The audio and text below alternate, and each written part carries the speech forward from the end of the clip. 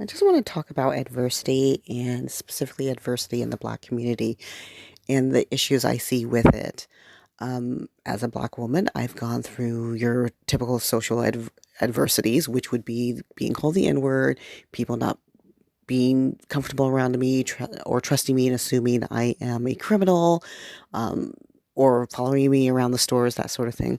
But I want to talk about adversity on a personal level that seems to be running rampant, like a bad case of VD being spread amongst everybody. And that's exactly how I see it. I see it as a disease.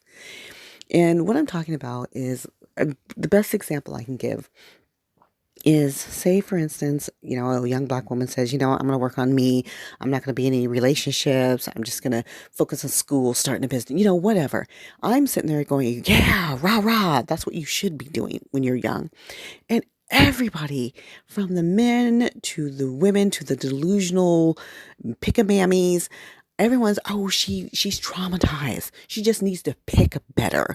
She needs to, expand her horizons. She's just a bitter baby mama. Not everybody goes through that.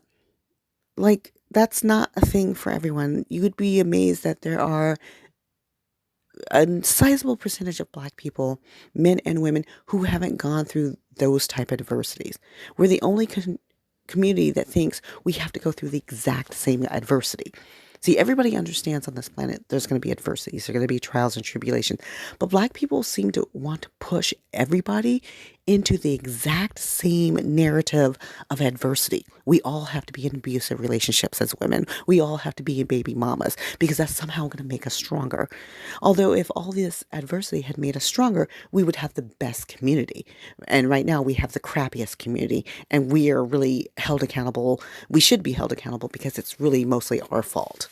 But that's a different video for a different day. But the point being is that so many young Black women and men are pushed into horrible narratives.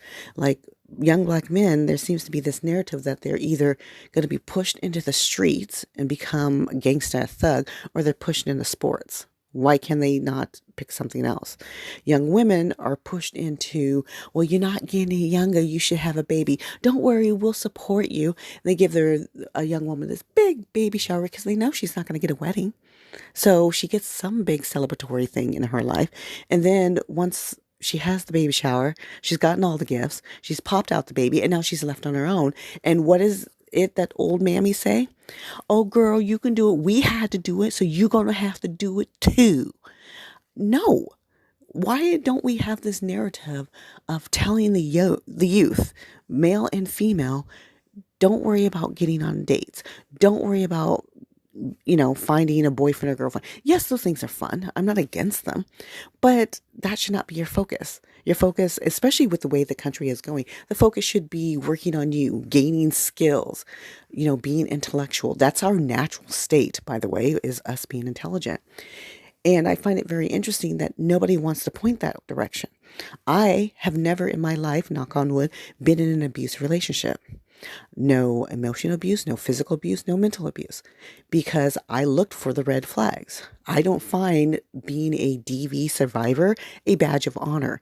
I'm proud of the women who have gotten out, but there seems to be this whole narrative of, oh, I survived DV. Oh, my husband almost put me in a coma. Oh, my husband shot at me. My baby daddy this. I mean, I shouldn't say husband. It's usually baby daddy, or ex-boyfriend. And I'm like, no, that should not be a thing.